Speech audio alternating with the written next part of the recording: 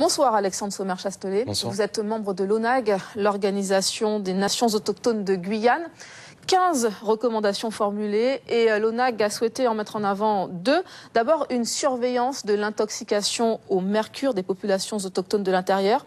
Qu'est-ce qui vous fait penser que cette problématique reste aujourd'hui la plus criante pour les peuples amérindiens de Guyane ?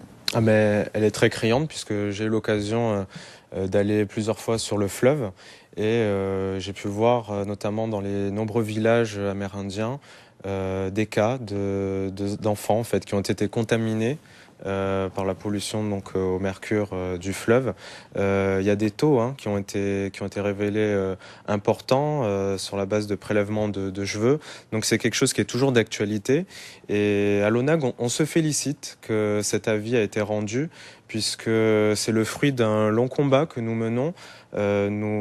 Nous faisons régulièrement des rapports auprès des instances internationales et pour une fois, c'est une instance nationale de l'État français qui, en toute indépendance, a rendu un avis en préconisant de renforcer cette lutte contre l'orpaillage qui est largement insuffisante aujourd'hui. Autre recommandation qui correspond à ce combat que vous menez depuis longtemps, comme vous dites, c'est la ratification de la Convention numéro 169 de l'OIT, une instance de l'ONU. Pourquoi est-ce que c'est important pour vous et qu'est-ce que ça changerait pour les peuples amérindiens en Guyane ?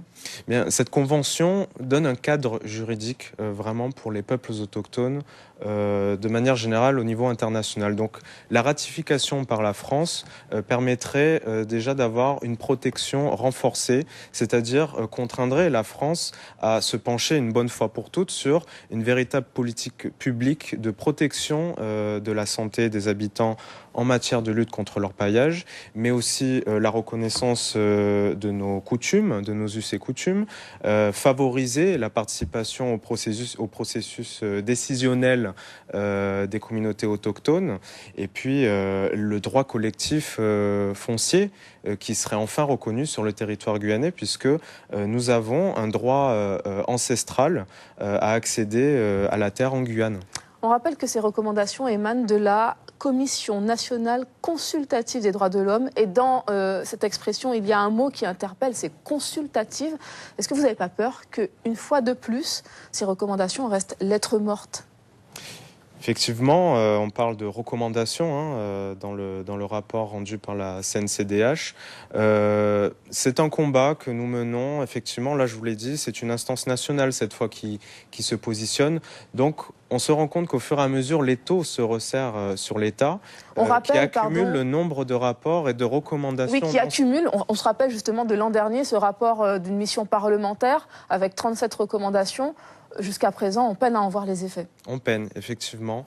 Je pense que ça demande une véritable remise en question, non seulement des élus au niveau de l'État, mais aussi au niveau local. Nous avons vraiment besoin d'une prise de conscience de nos revendications, qu'elles soient portées de manière unie au niveau national. J'ajouterais qu'il y a eu quand même une avancée récemment avec la création du Grand Conseil coutumier, qui est à noter et qui permettra de participer vraiment au processus décisionnel. Je crois beaucoup en cet organe. Il appartient maintenant aux Amérindiens et aux Bushinangés de s'en emparer. Merci Alexandre Sommer-Chastelet d'avoir répondu à nos questions. Merci à vous.